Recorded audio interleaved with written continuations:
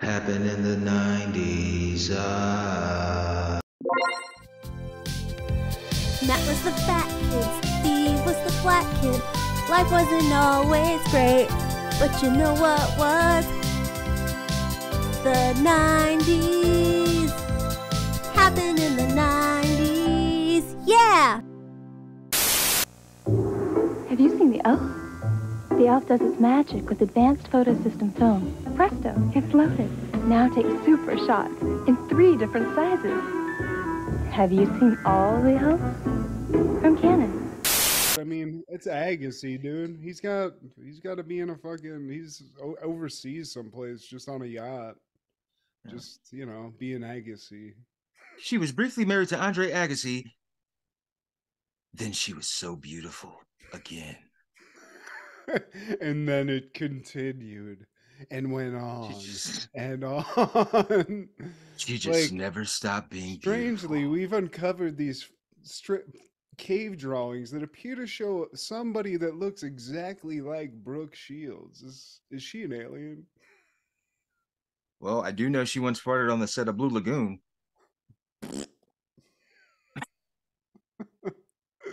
Insider. I fucking marry kill Brooke Shields. Fuck, marry, kill Claudia Schiffer or Miss Frizzle. Roll Tide.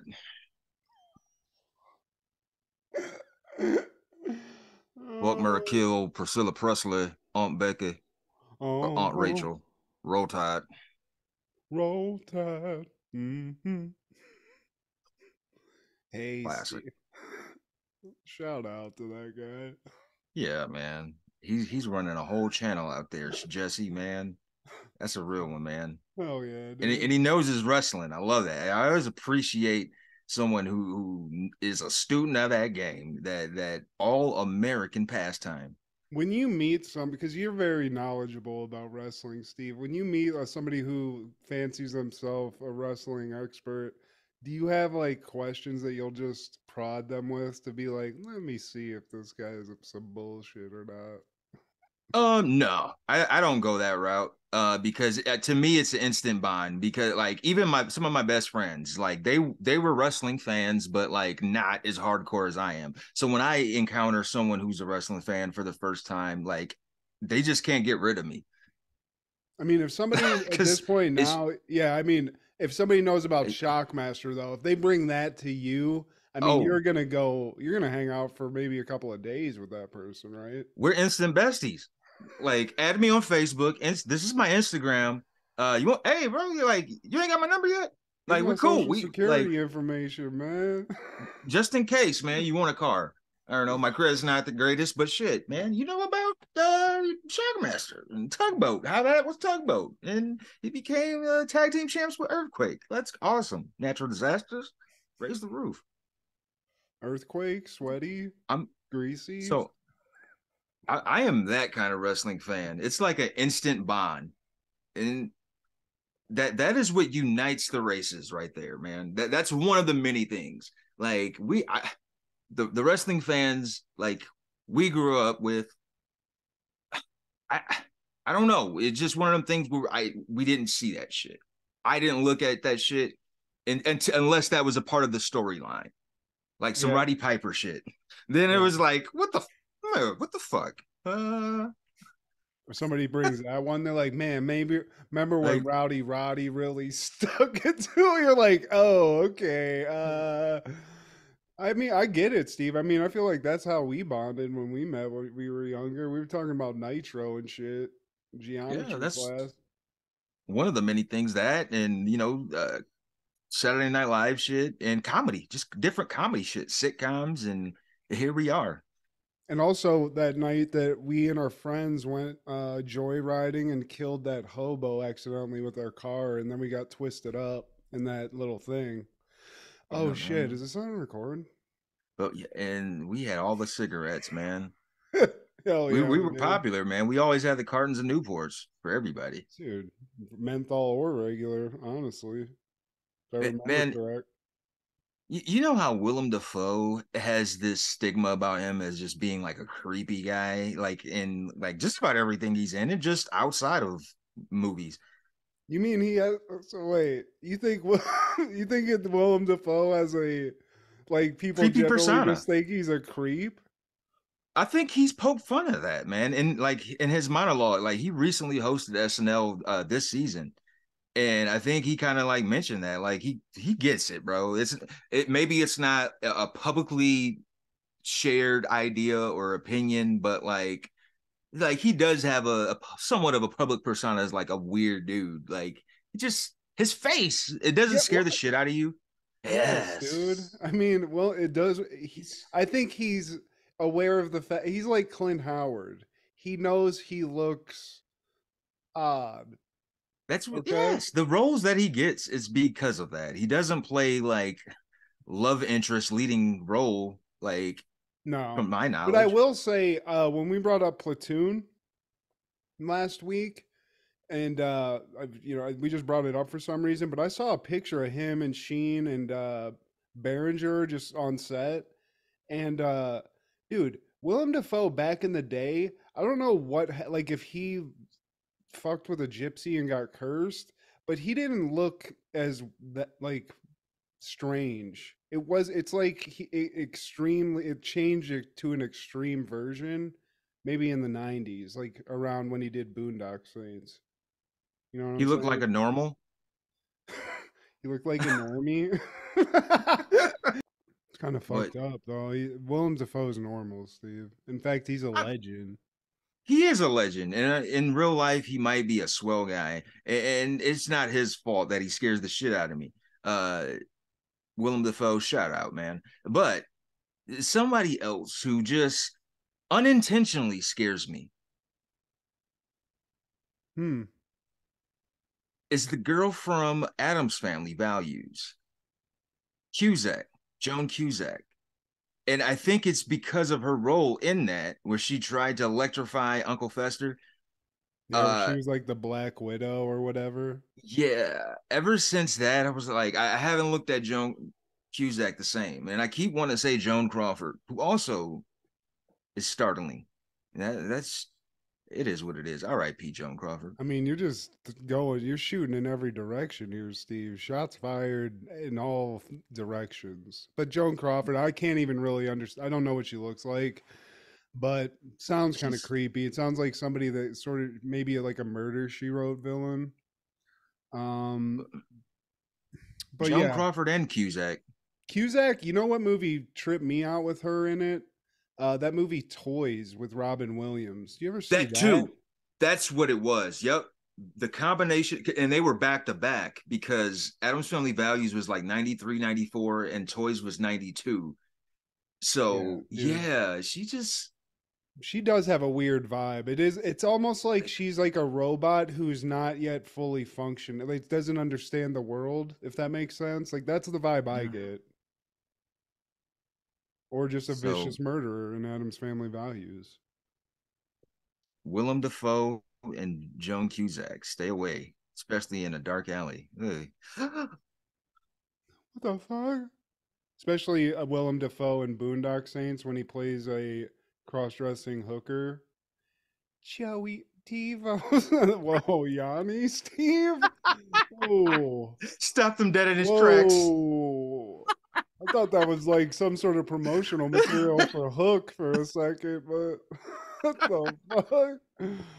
For everyone that doesn't know what we're talking about, Steve just randomly put up a really dramatic and beautiful photo of Yanni, I believe. Wow. Is he gonna play like is he about to do like a live sex show or what's going on there? Oh, okay, live magic sex show. Step right up, and I'll pull my dick out of this hat. I'm inside you. Oh man, it is also Tartan Day, April 6th, man. It's Scotland, a celebration of Scottish heritage on April 6th. Oh my God, Scottish heritage. If you're not Scottish, you're crap. Get out of my store. That was too Arnold. Um, Get out of my it store. Get get out of my out. Scottish store. But wait, you're Austrian. Here's some haggis. Get out of here. It's not a skirt. It's a kilt. It's a kilt, you idiot. You're an idiot. Know your history. Read a book or something. As well as International Day of Sport for Development and Peace.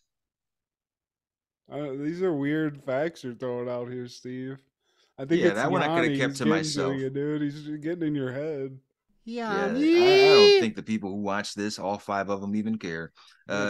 Because my co-host sure as hell didn't. Yeah. Well. So, you think you've seen it all? Not yet. Season finale Tuesday is coming with a full hour of Mad About You starring Ellen as the new nanny, plus baby stuck in the elevator. And what really goes on in Paul and Jamie's bed. Oh, my God. Oh. Then, on a full hour of Frasier gets fired and gets everybody else fired. All right. And to top it off, he gets Daphne dragged off to jail in handcuffs. Ever find yourself in that position again, be sure to call on me. It's season finale Tuesday on NBC. If you miss this, you'll be sorry. Hey, boys and girls, this is Steve G and Mad G with Happened in the 90s, a show where we talk about what happened in the 90s. So get out your golden eyes and your Crash Bandicoots, because you can hate me now, but I won't stop now. You can hate me now, but I won't stop now. Hate on me. Steve, tell the haters what you think about them.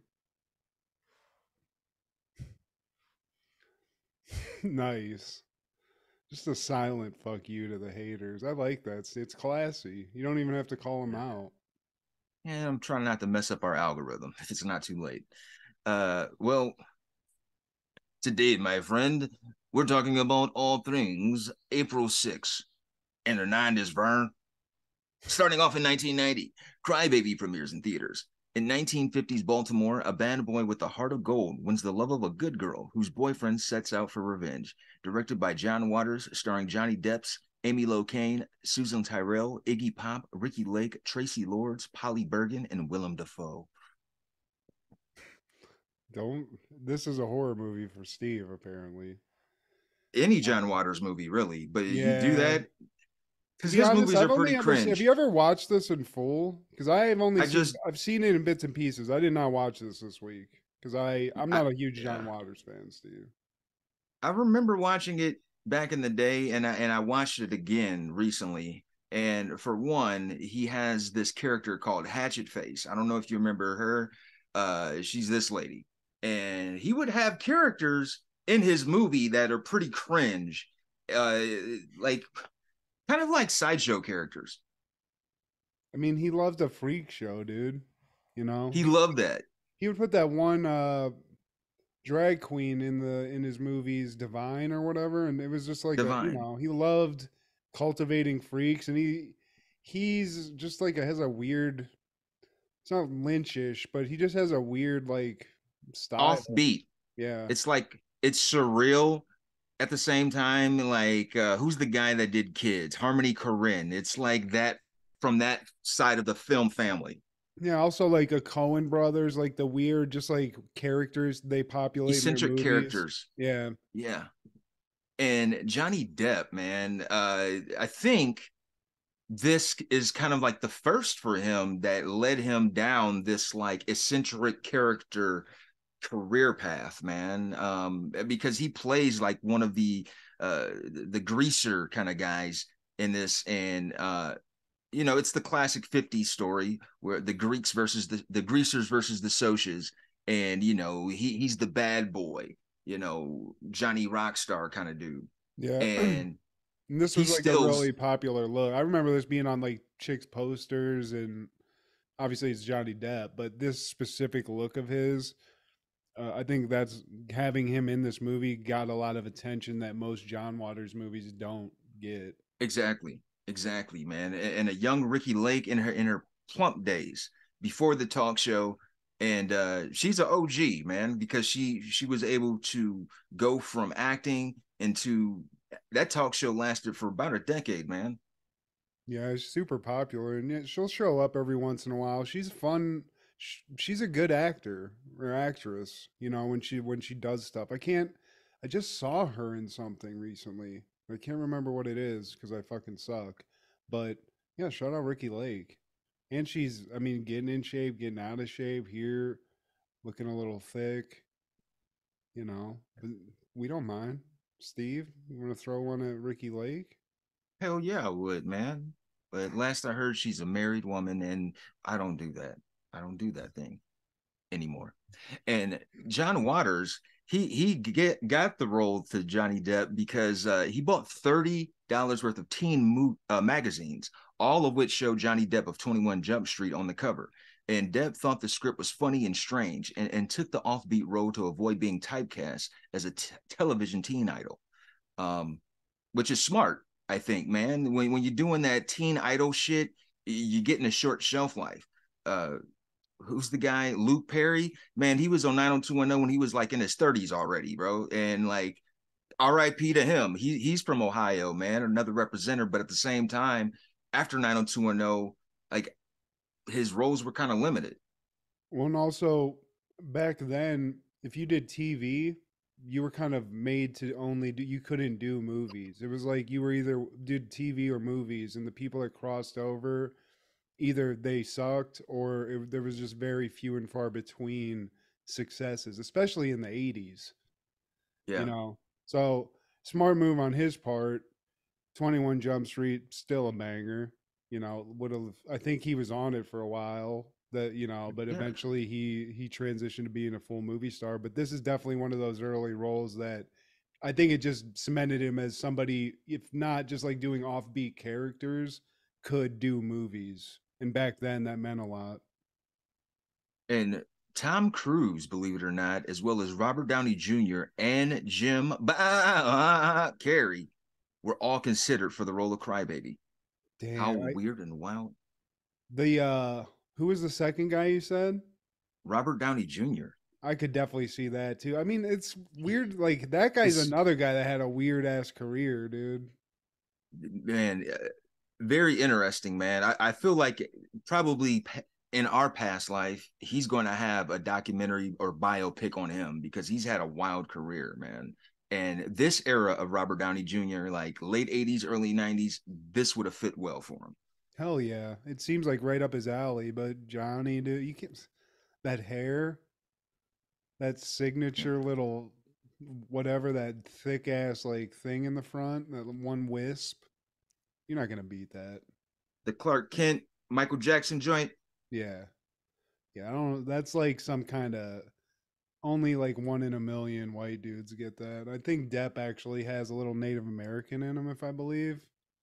I can see that. You know, so he's just, you're not gonna get in between Depp and an acting role. Let's put it like that. I don't care how handsome you are. Maybe now, kind of a little weird now. Now he looks like a roadie, basically. But still, Depp, I'm in. I should have watched it, Steve. My bad. Well, I can send you the link, buddy. But something I thought was pretty cool about the casting, man. They stood by Tracy Lord, their co-star, stood by her side because the FBI came onto the set to investigate Tracy Lords about her pornography past. And Tracy Lords, another Ohio resident, born and raised in Steubenville, the home of Raleigh Fingers and Dean Martin.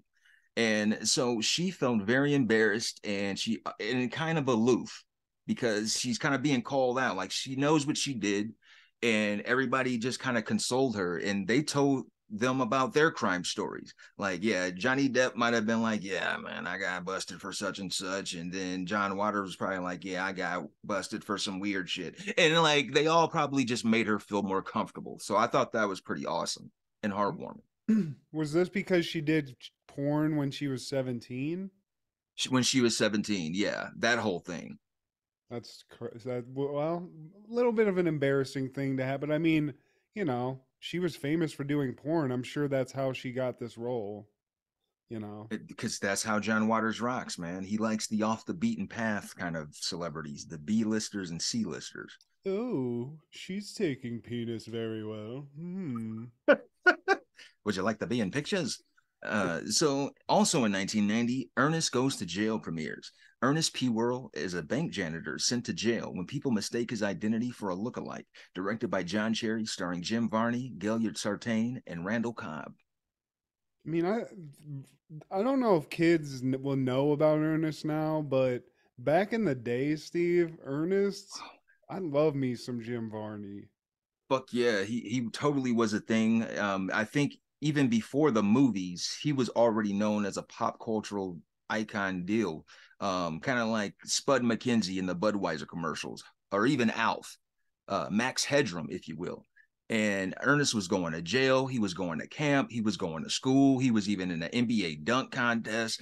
Like he was doing the most, man. And this time he went to jail. And Randall Cobb, he was getting work as the henchman. I mentioned him in a prior episode where he was in that Rutger Hauer film, the blind, was it the blind ninja or something? It was something. Yeah, the one where Rutger Hauer was just blindly slicing people up in the beach. Yeah, and Randall Cobb has this weird ass high top fade in this movie that just caught me off guard. Like shit, what are they doing with his hair? I guess it's the 90s. Fuck? Also, is that black dude in the front? Is that Joe Dumars, Steve? No, that's John Sally. Dude, that guy in the back though. I mean, that's kind of like something I could see a white boy with that haircut now. It's that's like a the futuristic shit, you know? Like Randall Cobb, like so he was the henchman in the Rutger Hauer film. He was that in here, and he was also in The Golden Child. That's how I first remember seeing him. The Eddie Murphy movie, you remember that? Yeah, hell yeah. It's like a martial arts movie. The Golden Child, not really. It was about him like trying to save this little kid, and like Eddie Murphy and the kid, they basically go to Nepal or something like that. Yeah, but doesn't he have to like go through like a cave or like some kind of like there's some kind of like test that he has to complete that's like a physical and mental test that only the Golden Child can complete, I believe, Steve. Some shit like that. Yeah, man. Yeah, and the kid never speaks. Yeah, I mean, that wasn't my favorite, but that guy behind you with the Guile haircut, that's my favorite. I like that. That guy needs to be in a Street Fighter movie. I mean, they really pulled that off. I didn't think a Guile haircut was actually possible in real life. That's cool. Randall Cobb can pull it off, and not to be mistaken for the wide receiver. Yeah, I was gonna say, I didn't know he was alive here. Like at least of like age to be in a movie like this. Yeah, man, he's saving Ernest from jail and catching Aaron Rodgers passes. And this was the last successful Ernest movie at the box office. It all went downhill from here. See, my particular favorite Ernest, there's two things. One, he had a Saturday morning show that was great. But Ernest Scared Stupid, Steve. It's a Halloween movie. Eartha Kitt's in it. He, helps some kids with a witch. There's a weird tree. There's some Halloween hijinks. Vern's in it. All the hits. But Jim Varney, just in general, just a badass.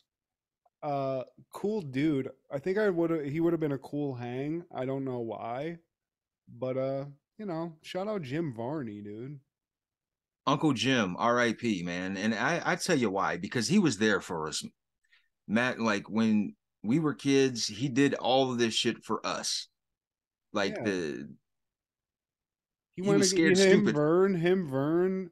They used to make little weird like inventions. Remember they had that machine that Vern would like throw shit in, and do you remember that from the Saturday morning show? Yeah, man. Okay, I'm not having a stroke because that was like a memory that just came to me. Like he did a Saturday morning show for us, for the kids. He did PSAs for us. Hey, don't talk to strangers. Know what I mean? Like he would do shit like because he cared about us, the babies, man. And then even in Toy Story, he followed us throughout life, and he was the Slinky dog. He was the voice for that, man. Damn, he was there for the babies. Damn, you know what, dude? I hate to put you on the spot, man, but what took Jim Varney from us, Steve? God Cancer. Damn. Was it? He was a heavy smoker. That's what led to this kind of voice, man. Know what I mean? Give me a butt, Vern. Know what I mean? Know what I mean? Damn. Fucking goddamn cancer. Fuck you. Yeah, Fuck you man. right in the butt. But Jim Varney, Ernest, I don't, I don't know what the like what the backstory is. I don't really. He was just sort of like the town. I don't know, like buffoon, but he was like a lovable buffoon, basically, right? Totally, man. Just like his love interest in this movie, man. This is the first time where he played the villain and the good guy. There was an identical guy that was in jail, and he broke out because of the help of the black guy who doesn't have a name in this movie, I guess, and Randall Cobb. And like, so he Let me breaks guess. out. Did he have like a slicked back hair and a stash? Yeah. And they even mentioned, like, you're not wearing your hat like you always do. What hat? Hmm. Guess I'll have to shave this off. But also, Jim Varney was in I think he was in a couple other movies that we're not remembering right now. Great actor, funny dude, badass. Wish I could say cancer survivor, but Ernest, you're right up there, dude. Here's my last question about Ernest, Steve. Did he ever get some puss? Like Oh, actual yeah. sex? You think? He had to, bro. I just feel like he This lived in like a shanty or something, so it's not like a great look bringing a chick back too, but he's lovable. I feel maybe it's like a Forrest Gump thing, you know? Well, he was from Kentucky, man. So like the pickings and the expectations aren't as grand as when you're in Hollywood all the time. So yeah, I'm sure he was banging Berthas and Mirthas and Earthas. God damn, hold the camera, Vern. Know what I mean? Also in 1990, I Love You to Death premieres. Joey Boca owns a pizza parlor and is married to Rosalie. He's also a serial womanizer. Rosalie goes to extremes when she finds out he has been cheating. Directed by Lawrence Kasdan, starring Kevin Kline, Tracy Ullman, William Hurt, River Phoenix, Joan Plowright, and Keanu Reeves. Some star power. Damn, hell yeah. And a Keanu slash I, River Phoenix combo. That's crazy. I'm saying, bro, I'm saying we gotta find this. We gotta find this we're gonna find you. I love you to death. We're gonna find you and we will watch you. Kevin Kline, this movie might save you because you're Yeah, kind of man, boring. Kevin Kline. I was actually having a discussion with some friends this weekend about Kevin Kline and just how I think the reason I might believe I like Kevin Kline is that I've confused him for somebody else. Because Maybe another guy that's like, upon review, that like I can't think of anything the guy's ever made that I like, Steve. And I'm sorry, you're like, Dad. never in your life were you like, oh, Kevin Kline is in there? Oh, I gotta see this Oh shit. shit! In and out. Yeah. Like, was he All right. in the movie Dave? He was Dave, wasn't he? See, that's what I'm saying. I think if you really go back and look, I'm not even going to look, Steve, because this is the kind of disrespect I'm throwing at Kevin Kline. I think everything I believe Kevin Kline did that's good, he didn't do. And I'm taking that It's straight to it's the end of this episode. are you going with my what is it, Chevy Chase theory, where it's like all your good shit isn't because of you, it's because of your all-star supporting cast. You just happen to be in it. I'm Is it saying are you that the things I'm picturing in my head where I'm like, oh yeah, Kevin Kline killed whatever. If you looked at who actually that person was, it was like a Kevin Costner or like another white guy that is just of the age he is. And I've Kevin just fucked Nash? up. Exactly.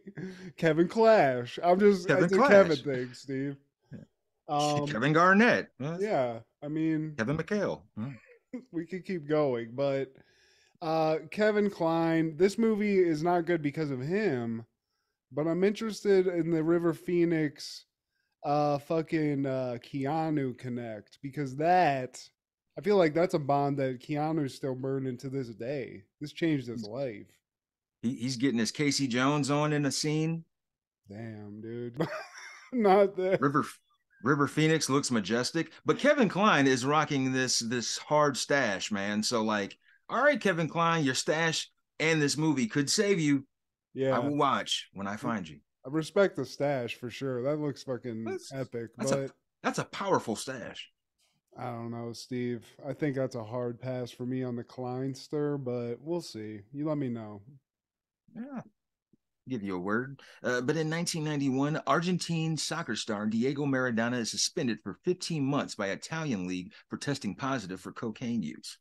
And if you're not familiar with Diego Maradona, he is up there in the conversation of GOATs of soccer. People talk about Pele, and just recently, people have been talking about Messi. But there was a time where it was like Pele or Maradona, Diego or Pele, LeBron Jordan. And for the haters, he's got two birds for you. I mean, I gotta respect that energy because that's he. I mean, he might as well. We might as well put his head on Stone Cold's body. So Give me a hell yeah! Fucking 2-finger salute out there. I love it. I do too, man. You know, and from Argentine, man, and in the 80s, I'm sure he was getting that pure China. Oh yeah, he's getting the good stuff. And I mean, let's be honest. You're playing soccer. You're running around for like what, 8 hours? I don't know how long one of those fucking games lasts. So you got to fuel up. And Gatorade's not going to get you there. Wheaties, no. Whiteys, yes. Nummies, definitely. And also, GW Shocker. Yeah. Let's play some soccer, guys. Also, let's start a toy store that's open 24 hours a day. I'm telling you. Man, hear me out, bro. I got a cool idea. Nintendo arcades.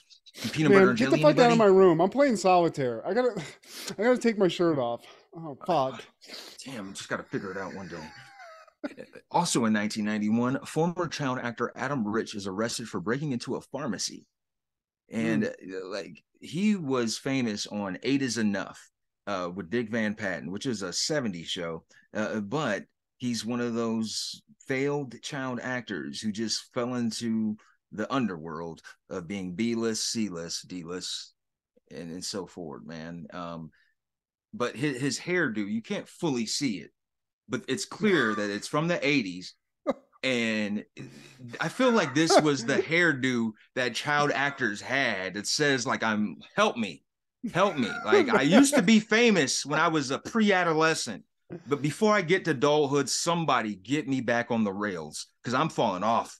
Guys, I have spent the last pennies I had on the product in this hair.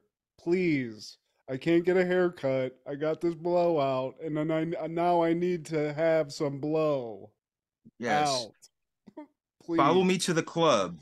Okay? Stay with me at the club. I mean, Please. You can cover me in gobbledygook as long as I walk away with a bag or $20 to get it. Because 8 ain't enough anymore. It's not even close to enough. Please. I need an 8 ball. Teener. That's enough. Yeah. 8 ball ain't enough. I need a teener. I need 17 teeners. I need it all. GW Chucker.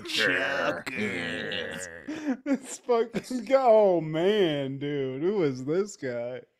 Yeah, before and after, man. And he's no longer with us. Surprise. Yeah. That's him in his innocent days. I mean, the looks back in the day, Steve. That guy, that's a grown man haircut on that kid. I love it. That's a Saint Bernard. Give me the Benji. Make me look like Scott Bakula.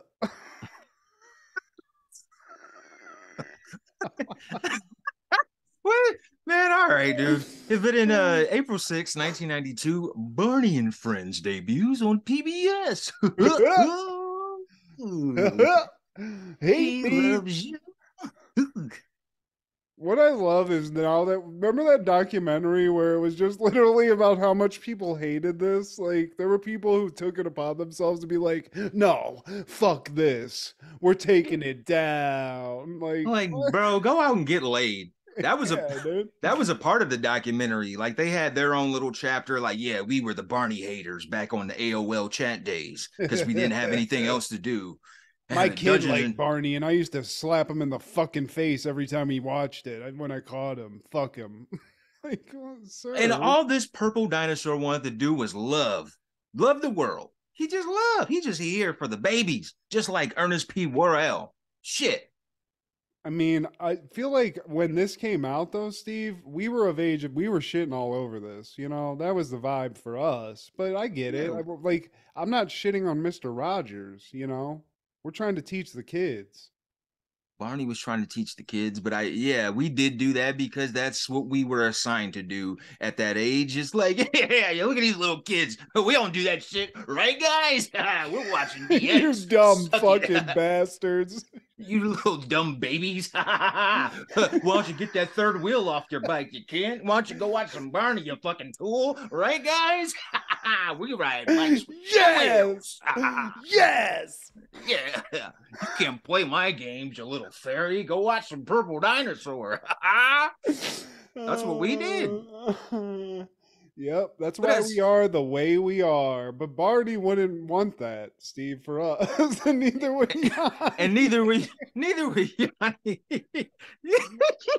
Barney or Yanni, neither of them. They're not here for it. Steve G or Mad G at this age of 39 in our middle age years, we are for it, man. We are here for the Yanni and the Barney. I mean, I support it, and I respect the success because it blew up. Look at how dumb that is, and look at how much money they made. I mean, respect that if nothing else. Fuck yeah, man. Like I respect it, bro, because like he always wanted to just love. That's it. Had a big Even purple Ernest heart. was fucking going to jail. Barney never went to jail, dude. No, man. We But caught a like case. somebody who did go to jail was the creator's son because he got sick of that shit. He was always called the Barney kid in school. Like, oh, you look at this little punk. Are you? I love you. You love me. Let's bully him. And growing up, he was always just like, man, I'm sick of this shit. Basically, like he was a generation removed from being a trench coat mafia. See, dude, but he should have DX'd it and went to school in like a purple and green fucking Escalade. Just on like 30s, dude. Just been like, yeah, my mom loves me enough to create a successful television show, and I live in a fucking purple and green mansion. So eat a dick. Yeah, he didn't play that right, bro. Like he totally did not play that card right because it's like in high school when I remember this when some of the people who were like not from like popular or whatever in junior high and shit, like once people started driving, they were like the first people to have cars because they had money, like Hell a good yeah. car too, not like no used shit. It'd be some straight off the lot, like modern car, and like so people would I don't know if it was intentionally or not. Like they were like, "Oh yeah, such and such, he's going to pick me up." Like, "Oh really? That?" Like, okay. He's got a car, okay? And over time, you would be the dude with the car. So I guess like he would get some of the cool from the people who were already cool, and then that became a thing. So Gary lets you finger in the back of his car. He just drives you around. yeah, because young impressionable minds they didn't give a fuck. I mean, hey, dude, pack a bowl. I'll drive you around. Shit's, we sound like scumbags, Steve, or at least I do. But Come Gary, up, yeah. Gary Grubaber. yeah, I mean, whatever, dude. Fuck the haters, Steve. Wasn't that his name? Drew I don't, Shaber. I don't He was know.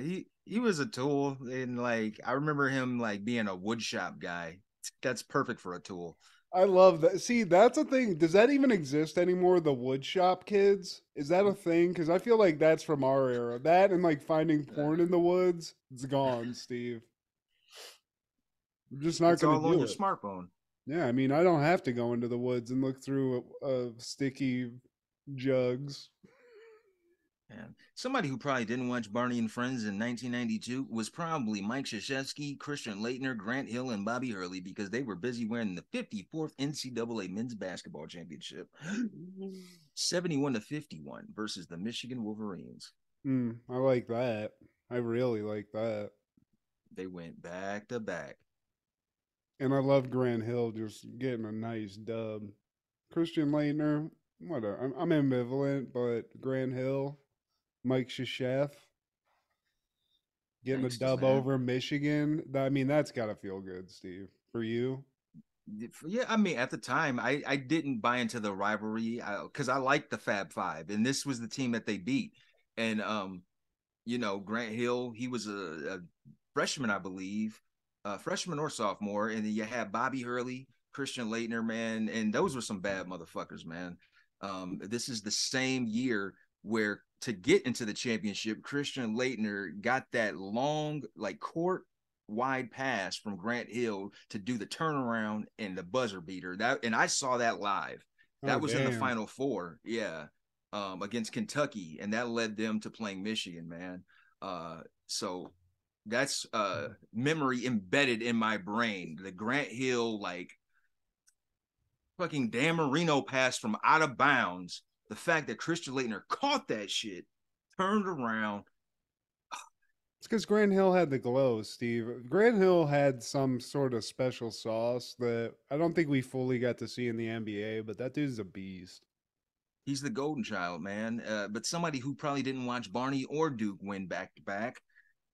American science fiction writer Isaac Asimov. I like how you pronounce that. Asimov. Asimov.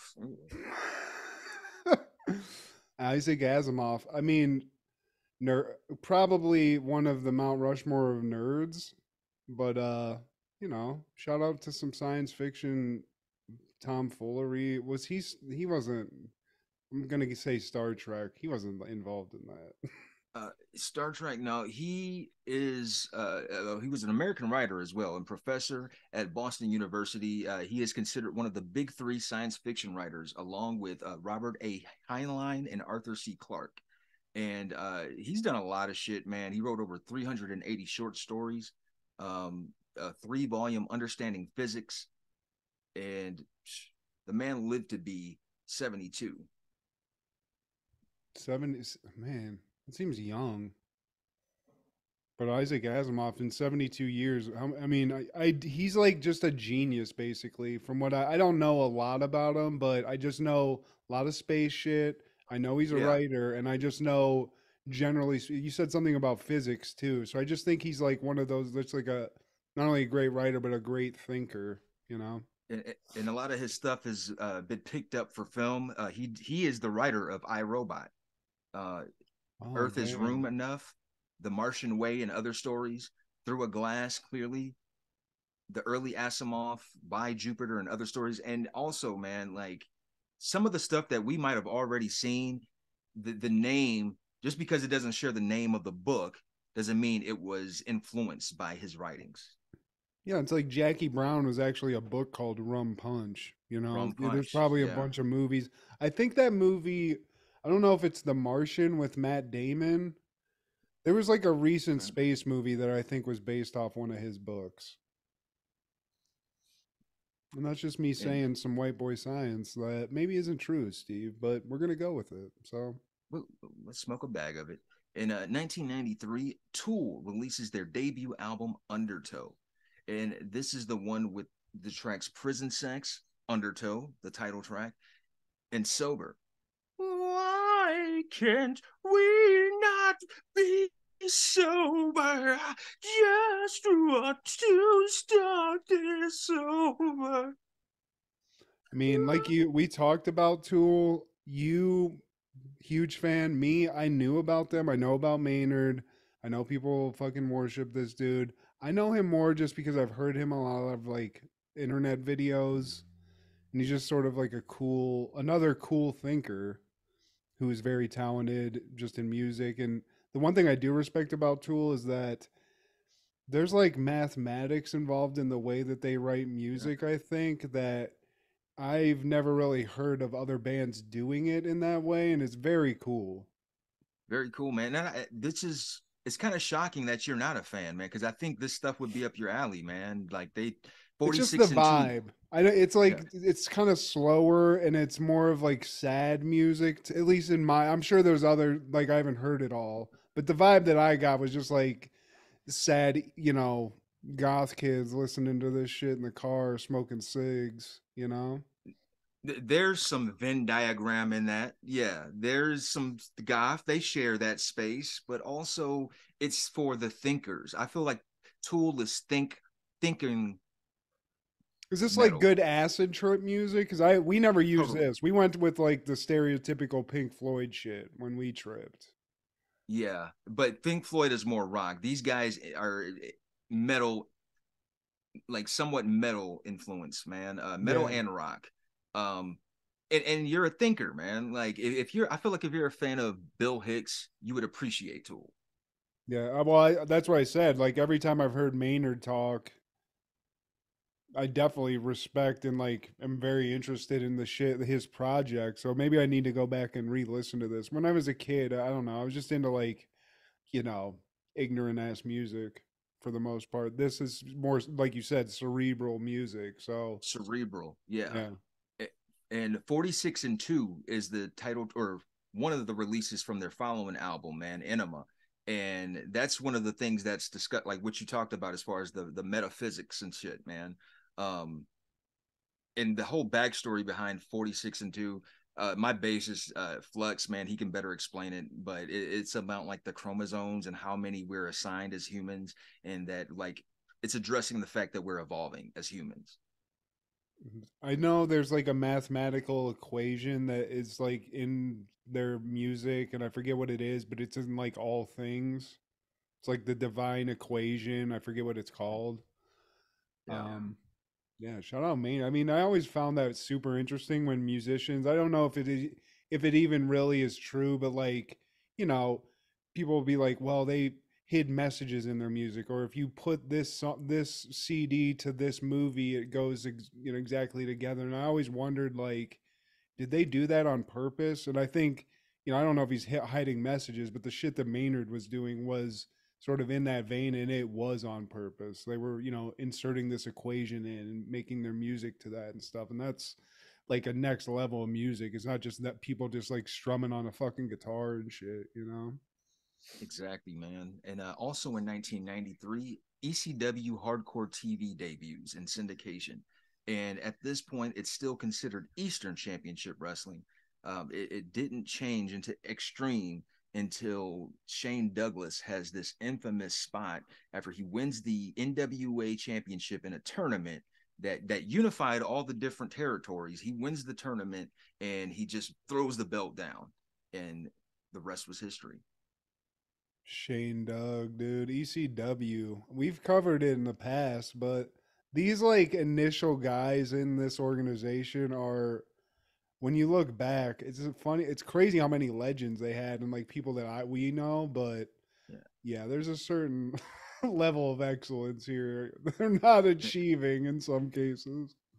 Yeah, the real meat and potatoes of ECW, they didn't hit their sweet spot until later in the decade, man. But in 1993, I do appreciate the struggle story. And god damn it, the beginning of ECW was a struggle. Some of these shows were done in auditoriums of great schools. And like Magnificent Don Morocco, he was years removed from his WWF days by the time he got to ECW. He looks like 1 6-pack away from Al Bundy. I mean, he's past Al Bundy. Look at Terry Funk. I'ma challenge you to a loser drinks toilet water match.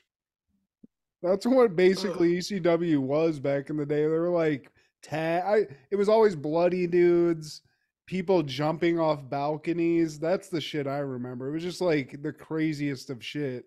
And it was also shit where it was like you almost had to get like a tape of it. It made it cooler. You were like, "Oh, check out this crazy.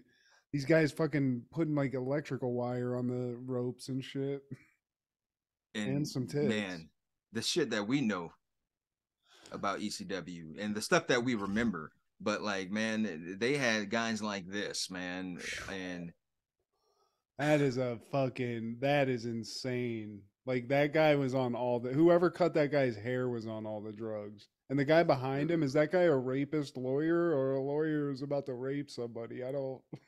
he was one of their original commentators. And like this is before Joey Styles, because I always was under the thought process of Joey Styles being the sole guy that always did ECW commentary. But this time around, it was this guy behind me, and he shared duties with another guy who looked like a watered down Diamond Dallas stud. Well, this guy looks like he's going to court for a murder. I don't like that look at all. And the guy in front of him looks like he's gonna sell me a tractor and give me some meth on the side. I don't know. Who is that? That guy is The Red uh, Rooster? Who is that? Marty Generic. Yeah. I think that is Tommy Caro, because Tommy Caro defeated Salvatore Balomo for the ECW Championship tournament, and that's what took place in this pilot episode of ECW Hardcore TV. We also had the Super Destroyers defeating the Hell Riders for the World Tag Team Championship, and Jimmy Snuka, he made an appearance. He defeated Larry Winters.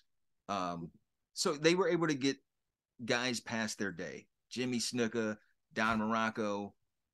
Didn't you tell me Jimmy Snuka was involved in some shenanigans? Like some crazy shit? Yeah, man. He went to jail for murdering his girlfriend back in the 80s, and like he's got away with it scot-free. Snook, dude. The fuck? God damn it. Well, they got ECW didn't care. They were like, will you come? Well, Will you show up? well, it wasn't public knowledge at the time, man. And this is before the internet, and none of us knew. Aloha, bro. I killed my wife. Jimmy, you can't headbutt her. Who? Do you think he dropped a fucking headbutt on the chick, Steve? That's Flying a guy. headbutt? His fucking move was like a flying headbutt, wasn't it? Flying, sometimes flying headbutt, but I think it was the flying crossbody. Yeah, okay. Well, Snuka, not a great look for you. ECW, though, needed some fucking energy. Terry fucking Funk's out there, but he can only do so much, Steve. He's far removed from Roadhouse days. Yeah. In 1997, something that was somewhat spectacular, Spring Stampede is aired on pay-per-view through WCW from Tupelo Coliseum in Tupelo, Mississippi. And I'm kind of stabbing myself in the foot for overlooking this fact, because this Spring Stampede 97, this is the one where Booker T makes the snafu. Oh, damn. Go, sucker! Hulk Hogan! We coming for you, nigga! I should point Hulk out, we coming for Hogan! you! Yes. Hogan! I mean, that's one of the greatest moments in just TV history, really. I just realized it this morning, man, as I'm going down the list, and I was like, this is the one. I was going to make sure we got this. I mean, I'll put it in. It's going in right now.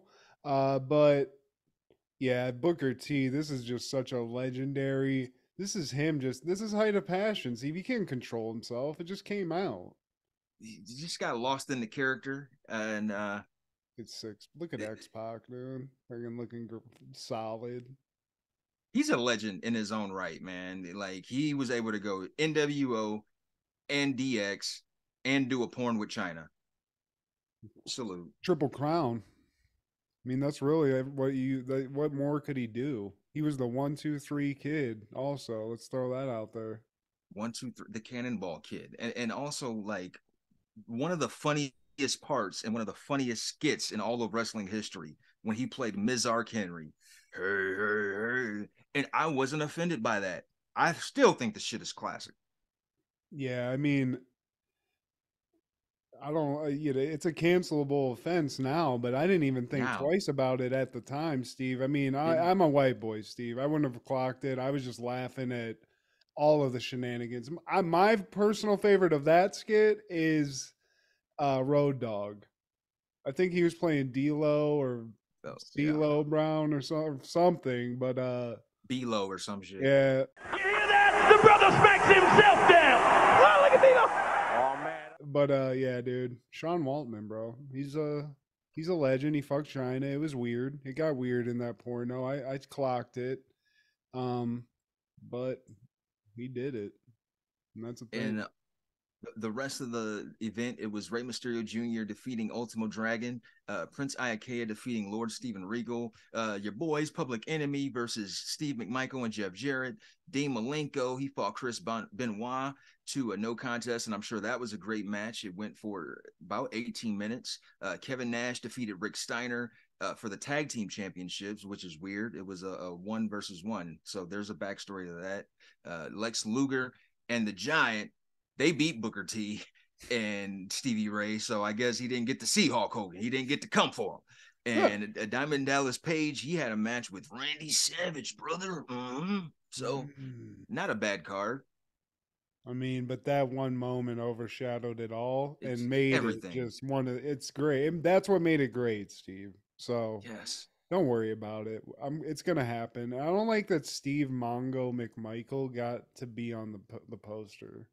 That's some bullshit. Like, how dare you cover it? Arn Anderson's face with. Oh yeah, no, dude. If I was Arn Anderson, I'd be like, "You're gonna be in the back at all times. Like, you get the fuck out of here, dude. Fuck all that, Mongo." Like, 86 Bears. Okay, that was great. We get it. Like, that was like 11 years ago. I don't think everybody was saying, "Oh man, if not for Steve Mongo McMichael, this team would never have won the Super Bowl." I don't think you were at the top of that list, bud. Yeah, I didn't know until they did a 30 for 30 on y'all, but man, God bless you, man. He's hardly here with us. And in 1998, April 6th, the Teletubbies debuts on PBS. I guess this is their money day over there in PBS, man, because we were definitely too old for this shit, but it was totally a thing. And this is more my little brother's era. And I remember him watching this with his badass and a lot of these other badass kids watching this shit. But they lasted for quite some time. I don't get it. At least Barney, I understood because he just wanted to love the babies. These motherfuckers, I don't even think they talk. No, they just made like nonsensical noises. And this is like probably the downfall of society is starting. This is where the idiocracy period starts, Steve. Yeah. Tinky Winky or whatever the fuck is Binky and all that shit. Yeah. Nah. TPPT. Yeah. TT. And again, this is what TTPPTT. But this is what I do respect about this is that somebody got paid to put that on a script page and make that, and they got paid, Steve, for many years. So you're right, PBS or whoever the demonic entity is that's writing these things, great job. Salute to you. Man, like, I think they just stopped putting focus on the quality, man. Like, you know, because Reading Rainbow was our shit. Then they did Barney. I respect it. Salute to the gangster. And, you know, they also gave us other, like, educational things. I just didn't get the educational value. Yeah, what are you teaching us? How to do ecstasy and enjoy yourself? Like, this seemed more generated towards people that are in the midst of, like, a deep acid trip. Because then it's going to be fun. You might be onto something. But in 1999, Futurama is airing season 1, episode 3, I Roommate. And that is the tie-in to Isaac Asimov. I believe they titled this to come out on this day because of his passing prior in the decade.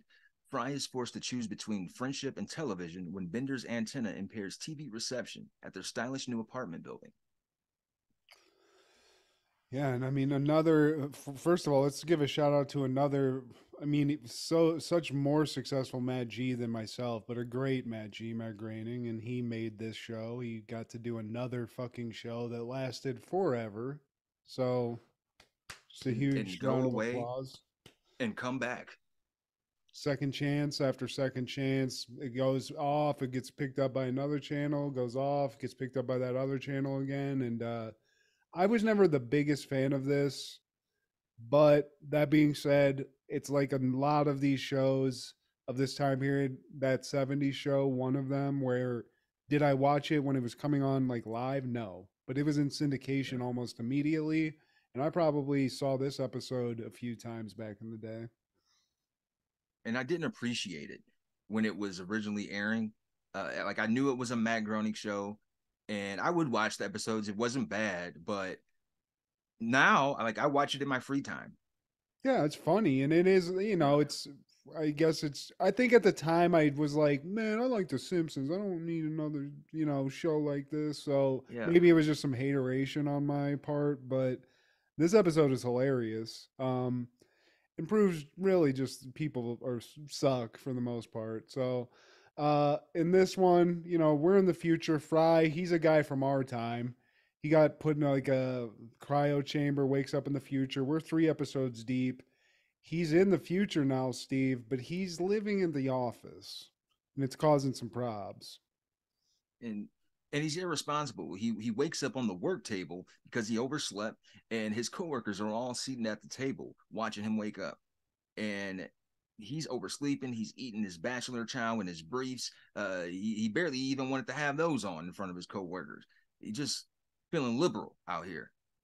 He's using the radiation from the fucking spaceship to dry his hair, Steve. He's using all the water. Water's gone up fucking 150% in 3 days or whatever they say. So it's becoming a thing. The group's talking behind his back, and they're like, we got to kick this guy out. We got to get him out of here. He's like running up the bills, and he's a bad roommate, Steve. He's a bad roommate, basically. Yeah. And even Professor Farnsworth, who plays like that's his great nephew, I believe.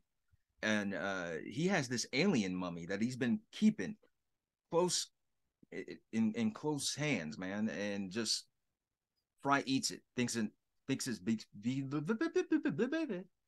He thinks it's beef jerky. Fuck. Yeah, it looks like beef jerky. Even has that little smoky mesquite flavor. So whatever that is, whatever mummy that is, apparently, whatever, however that happens, maybe they smoked him. But Fry's eating everything. He's watching weird robot daytime dramas that are like, soap operas. There's one character, I forget what his name is, but there's one specific character everybody loves, and it's hilarious. All My Circuits. Yeah, but there's like a robot actor. It's like the main dude, and I can't remember who his name is. Calculon. That's what his name is. Calculon. Oh, yeah. But, again, Fry's just being a bad roommate, and he's stinking up the place. He's using up all, so this is a business. So Leela, the rest of them, they fucking say, we got to get this dude out of here. We got to find him a place. They take him around. They look at all these places, and it's just one like disaster after another. This is futuristic New York. So if you live on the ground, there's mutants. You can live underwater. There's some sort of weird like squid beast. Octopus. Yeah. He even finds a place that looks great, but it's in New Jersey, and that's out. Even in the future, nobody wants to live there. I love that. Yeah, I know. Subtle dig in New Jersey, but finally, Bender's like, I guess I'll let this dude stay with me, because they sort of bond over watching this robot soap opera, which is cool. Bender, Fry, they're good buddies already. And we go to Bender's, and unfortunately, Fry didn't really understand like what robotic life is, because we get to his apartment, go in, it's like a closet, Steve. It's tight. Yes, it's tighter than our Bromfield dorm room. It's the size of a porta potty. And he sleeps standing up. And Fry, he's just like, well, fuck, what do I do? He's standing there and he's watching Bender sleep, and he's just like, kill all humans. Kill all humans. And then he wakes him up and he's like, I was having the best dream. Oh, I didn't think you were here, though. I forgot you were here. So, yeah, shit's getting weird. Fry sleeps, in just the most chiropractically awful way that you can possibly do it. Comes to the office the next day, and he's got the bends, Steve. He's got neck problems. He's like that dude in Friday. Needs a backiotomy, Steve. It looked like he had a whiplash and a crack binge. And Bender, on the other hand, he's loving that he's got a new roommate, because I got somebody in my share living space with, man. It's not just me. I got a cohort. Yeah, he wants a buddy. Bender likes to party. I also like that we find out that this guy likes to drink a lot, and it's not because he's an alcoholic, even though he's a robot. He needs alcohol to work. which I love. That's a great. Give him a Budweiser. That's awesome. Give me a hell yeah! The purpose of this episode was to give Bender depth, because previously he was just known as this drinking robot who was antisocial, and he was just looked at as a monster. And I think Fox stepped in like, hey, to make this character more palatable for society, we need to show that he has somewhat of a human nature. So let's pair him up with Fry and make it seem as if like they're best buds. Yeah, and it works. You know, they're both scumbags. Fry's just a normal person from our time, which makes sense. We're scumbags. Bender seems to be built by somebody from our time. It's like a bro built him, you know, like a frat buddy. Yeah. And they go through different apartments before they decide to have Fry live with Bender. And there's an underwater apartment. There's a huge octopus that hops on the window. They actually went to a place that's a retelling of the MC Escher portrait.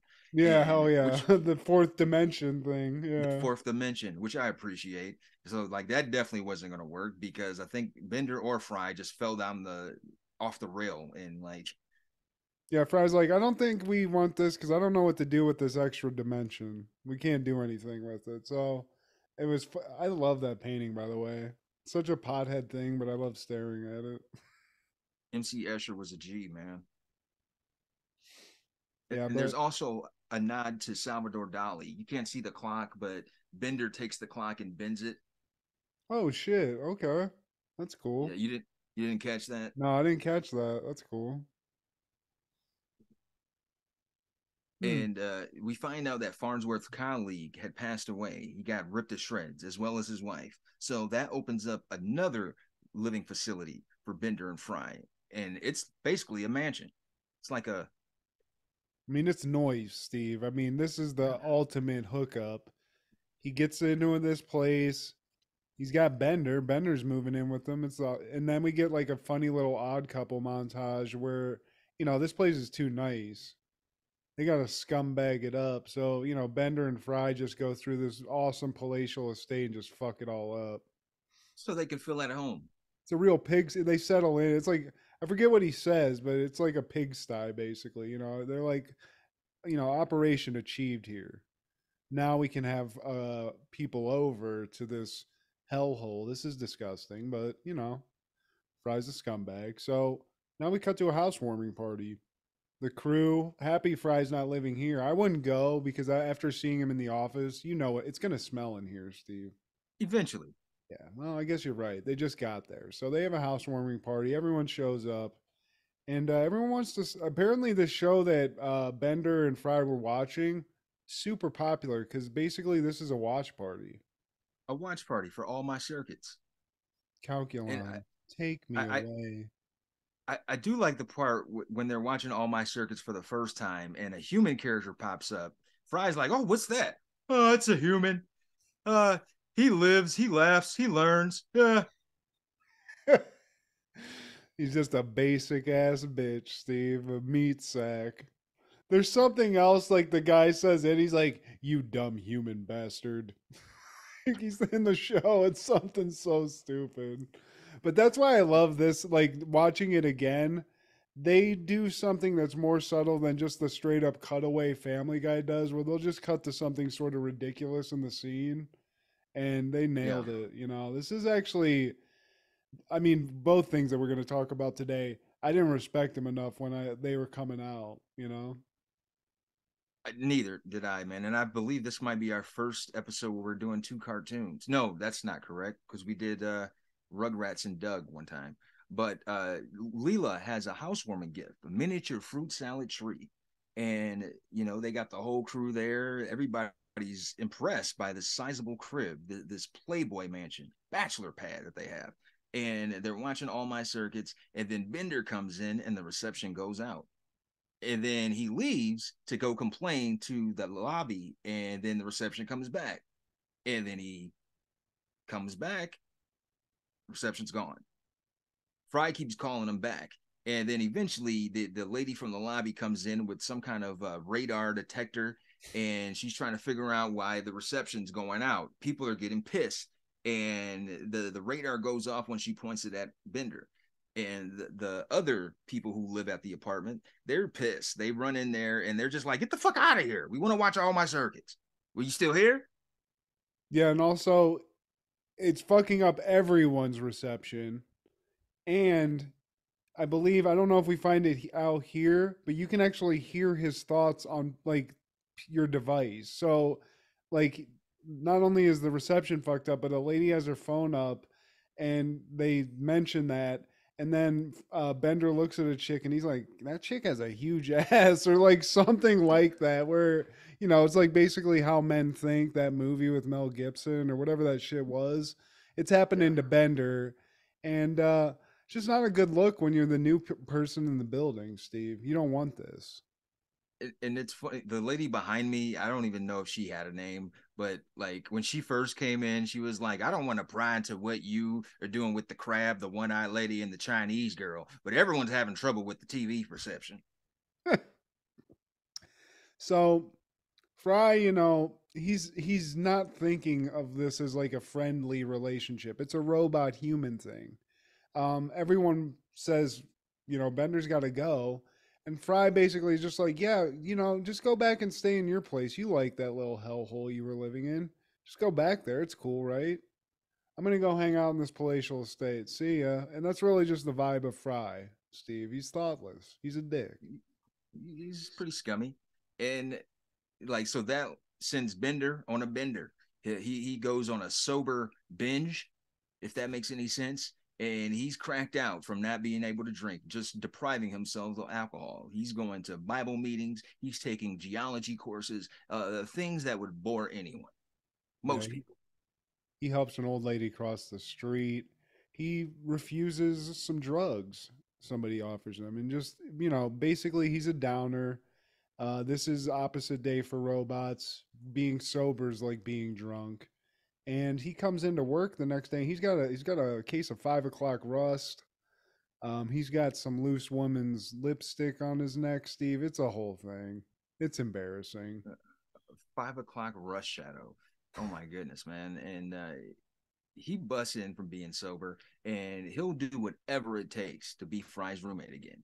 And so he gets the Cutco shears and chops his antenna off right in front of Fry and Leela.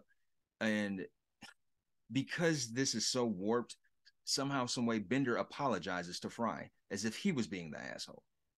Yeah, because he didn't want to cut his antenna off because he makes it out to like it's his dick.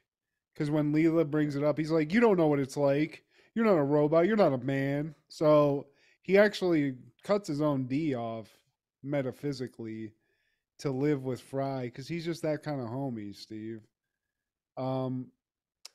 And Fry basically feels like a dick. He gets guilt tripped by Leela throughout the rest of the episode until that moment, and then because of that, after Bender cuts his antenna off, immediately he feels awful. They go back, retrieve the antenna, and put it back on Bender, which makes them have to leave the apartment that they live in. So Fry's just like, you know what, dude, you're a good guy. I'm going to have a lot of back issues, but this is the future, so I'm assuming we can figure that out. So I'm going to go back and live with you. They go back to Bender's place. He goes in, and this whole time he forgot to mention, Steve, that there's a closet. And Fry's like, you know what, man? I guess I'll just sleep in the closet. Where's it at? And the door opens up, and there's an apartment in there. It's a whole apartment. And he's like, I'll stay in here. And Bender's like, in the closet, bro? Humans. Scumbag. Ouch. But yeah, this episode, Steve, it's maybe not the best episode of Futurama, but it made me want to watch this show more. This is the first time I think we've covered it. And again, another Mad G just banging it out of the park. Salute.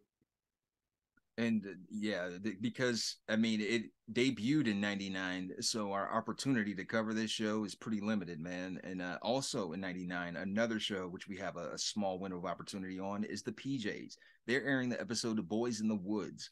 Too broke for summer camp, Thurgood takes the boys camping with Sanchez and Walter. I I didn't watch an episode of the show, Steve. I maybe saw the premiere. And while the only thing I have a memory of a positive memory, is just thinking that the animation looked dope. Facts. Yeah, so I didn't watch it. Coming back to it now, huge mistake. Because this shit is hilarious. And just like I thought back in the day, the animation, it's almost like do you remember that thing Wallace and Gromit? It was like an English cartoon that was like claymation. Stop motion.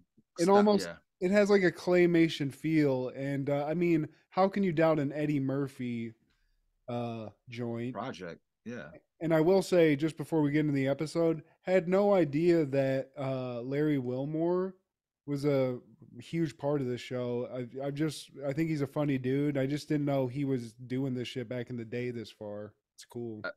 I believe it was his brother, actually, Mark Wilmore. I think it said Larry. Maybe he was a producer, but I saw Larry Wilmore at the end of the episode. Yeah, because I know they were pretty busy early in the 90s, man. Larry's brother, Mark, he was on the final season of In Living Color.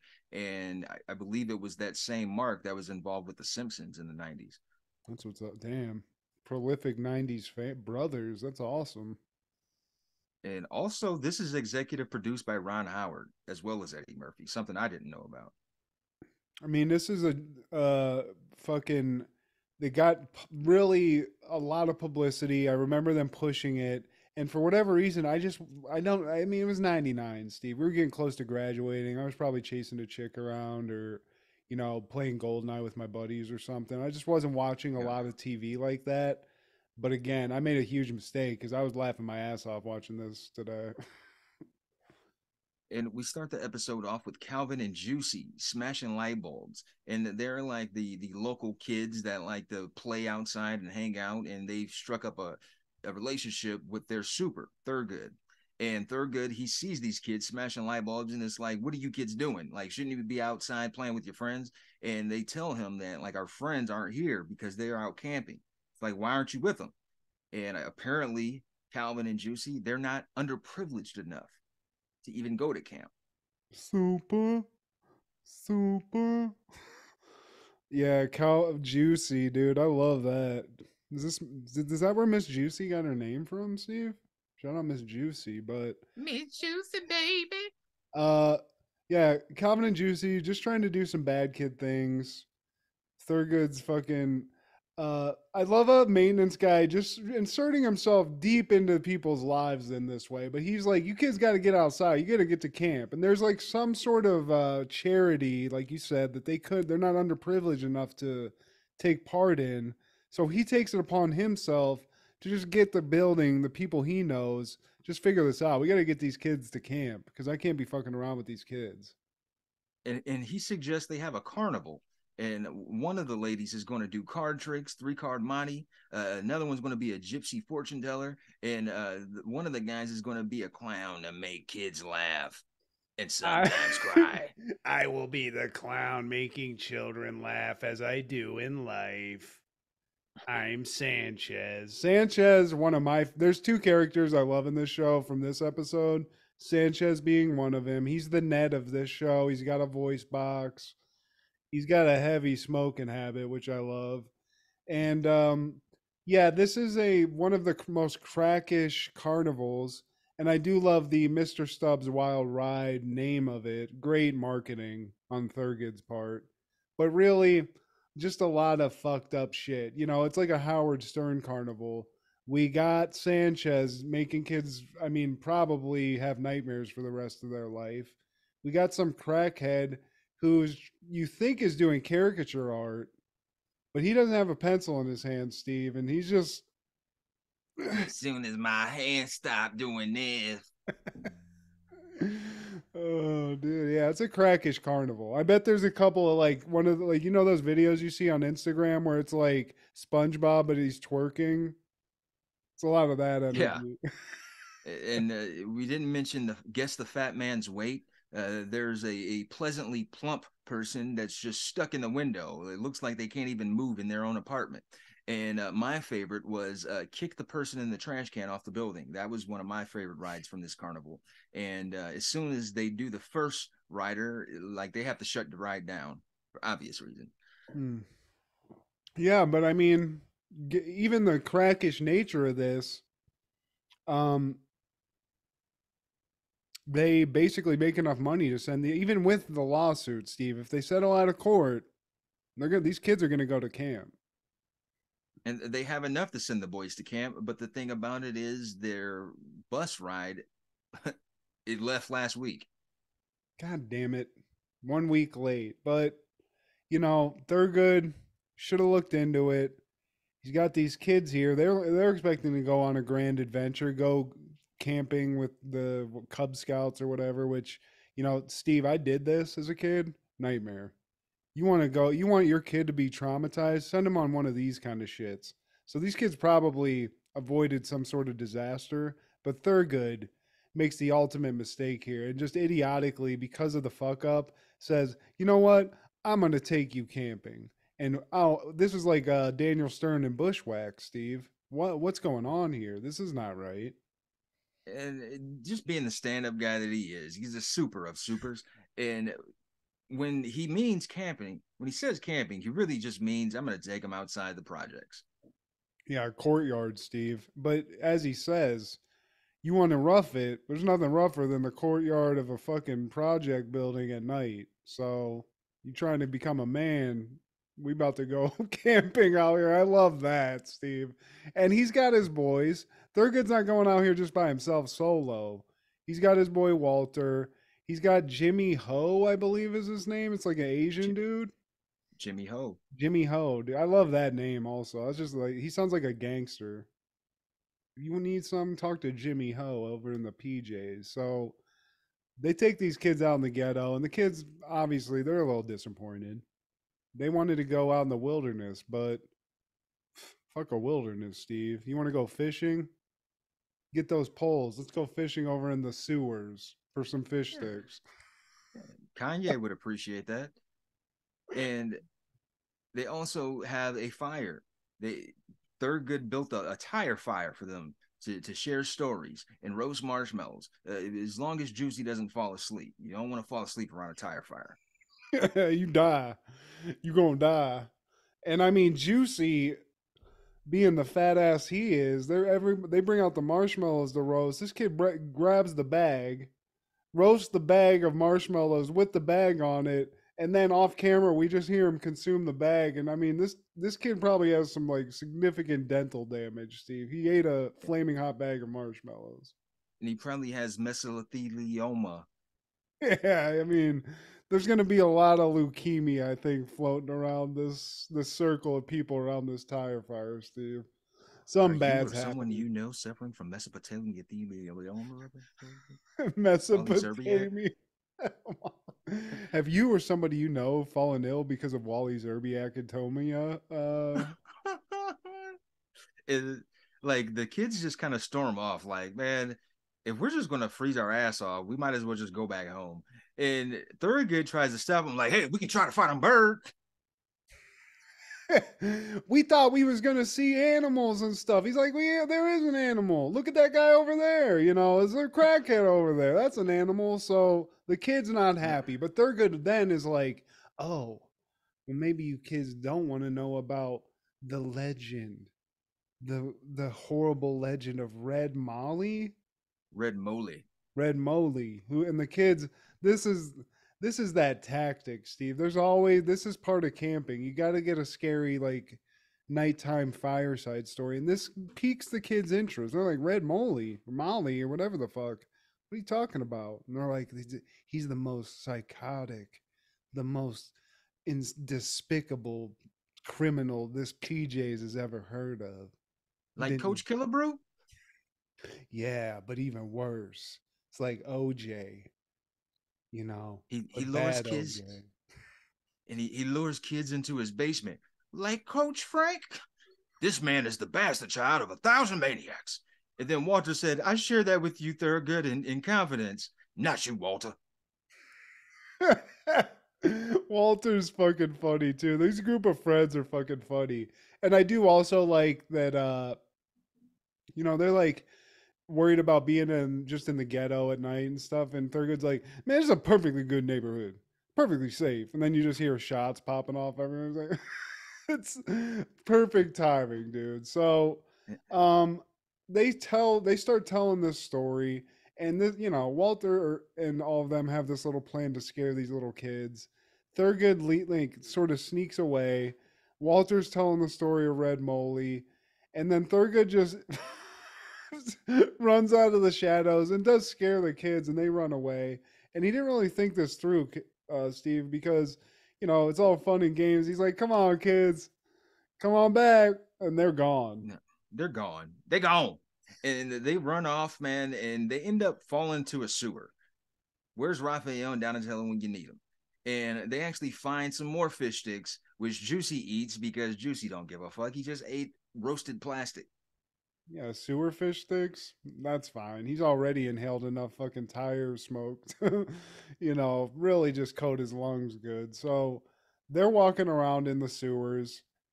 These kids realize in the sewer as they're talking, even as dumb as they seem, that they're like, man, didn't that red moly thing look a lot like Super?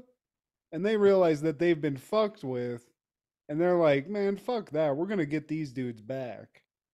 So they sort of set on their own path just to really fuck with these adults. Because, they've been fucked with, Steve. And now they're stuck in a fucking sewer in New York City. So I don't like that. And as they're talking, there's a ball of burning sewer gas that's coming towards them. And they're running again, trying to escape that ball of sewer gas. And as they're running, they get saved by someone unbeknownst to them. They thought it was Red Moley, but it's really just Smokey. Smokey saves the day. And his fortress is Squalitude. Welcome to Crack La La. You know who he sounds like Most Def in that movie he did with Bruce Willis where they were running from like dirty cops. You never saw it. So now it's such a deep cut, but I thought you were about to say the skit from Chappelle's Show.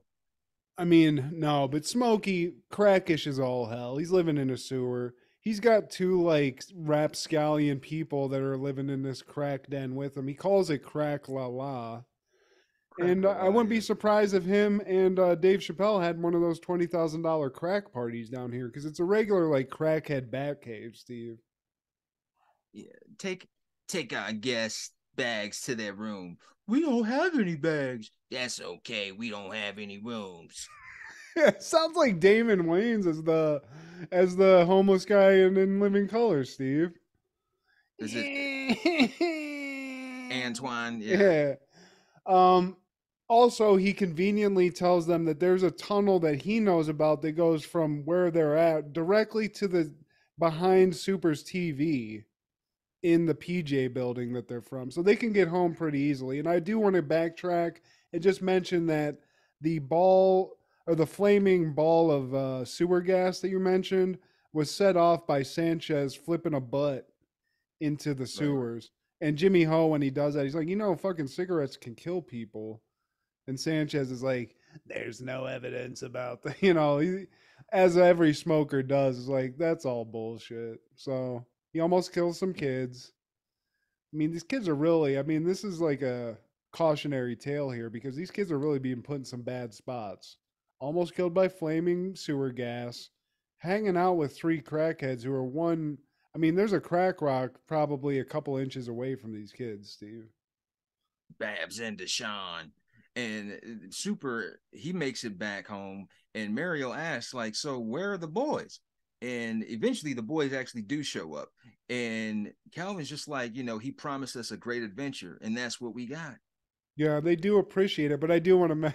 Thurgood has a great line because he's panicking. He's lost kids, and he's just a maintenance guy. So there's a bunch of charges involved in this. They actually do go to the cops and almost make the cops think they're serial killers, which is funny. But they're like, well, we've lost these kids, so we got to come up with an excuse. And their excuse is the fat one ate the skinny one. And he even says that to Muriel whenever she asks what happened. He's like, the fat one ate the skinny one. And then they come out and he's like, oh, thank God, he's bulimic. And I just thought that shit was so fucking funny, dude. But, you know, all's well that ends well, Steve. These kids, the life lessons, life experience, they're not going to be scared of crackheads, which may or may not suck. You know, that might fuck them up in the future. But on this night, maybe they're going to have some lung cancer, but they definitely had some good times, you know? And that's our first time covering PJs as well as Futurama. PJs, the projects. Had some hitters, man. Jennifer Lewis. Janet Go Dubois. through it. Who, like, we mentioned a couple of the names. Obviously, Eddie Murphy does a fucking voice in this, which we love. Who is his wife? Because she's a hitter. Loretta Devine from Waiting to Exhale and a lot of other stuff. Yeah. We got Janet Dubois. We have Jennifer Lewis, who played the aunt from Fresh Prince, and she always plays someone's mom. She's played mother on a lot of different shit, man. And Kevin Michael Richardson, who's a voice acting god, one of the gods of voice acting, and we didn't appreciate it. Neither of us appreciated it at the time, but it didn't last long enough to really have the following it deserved, man. But it broke some ground in a minor way in the animation style. It's kickstarted some voice acting for some people, and it's got Eddie Murphy. Bring the shit back, because this shit is actually good, and I think probably one of the reasons it got canceled, incredibly expensive to make, because it is like claymation. But now this is nothing. Bring this back. They have apps for that. I demand this. And also in 1999, Buck Cherry releases their self-titled album, Buck Cherry. And I only remembered, I love that cocaine. I love that cocaine. Mama, can you wait? Mama, I mean, that's is he saying, all Mama, can you wait? Nobody knows what he said other than I love the cocaine. And this is the only song anybody knows of Buck Cherry. And for good reason, Steve. This is white rock at its one-hit wonder finest. It's like the Static X of that. And also in 99, Nas releases I Am. And I actually had this when it came out on CD, man. This is the one where you can hate me now, but I won't stop now. And the features, oh my God, features from Scarface, Aaliyah, DMX, and Robert Kelly himself. Yes, that Robert Kelly. Shout out to Nas, I Am. I love the album. It's great. Also in 99, Crazy Bone releases Thug Mentality, and that had features from a shit ton of people as well. I believe Big Bun was in that. That one's got even a feature from Mariah Carey, Mimi. So, yeah, man. My favorite Bone member. He was, Crazy Bone. Well, no, not Crazy Bone. Well, I don't know. Crazy or lazy? Or sleepy? Or dopey? I don't remember. Oh, wait.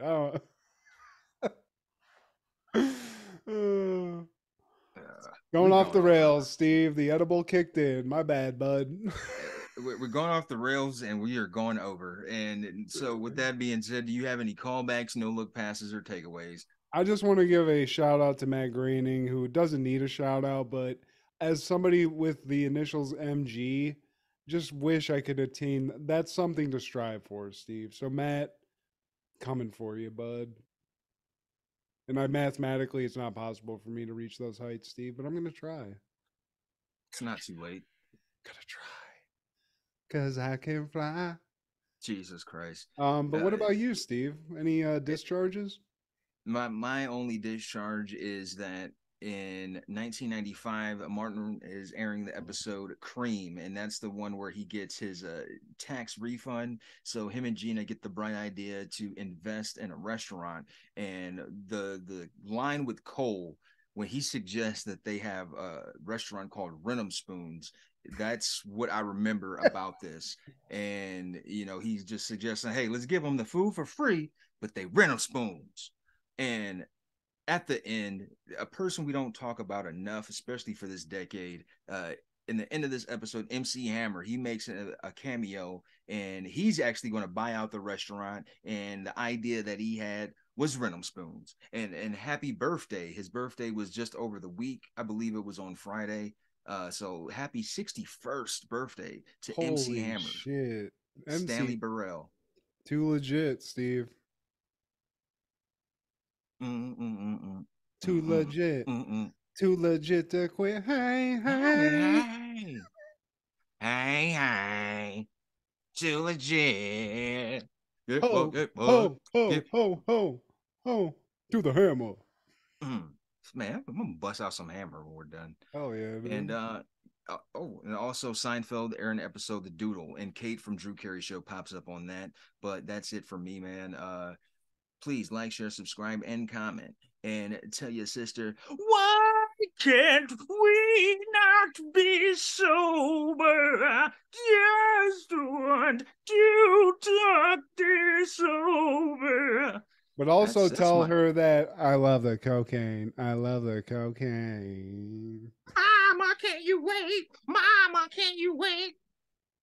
Please check out Crushgasm every Wednesday, B3F Podcast, whenever they release it, Joey and Steve. And don't worry, B-Movie with Amanda and Wade. This is Steve G and Mad G with Heaven in the 90s.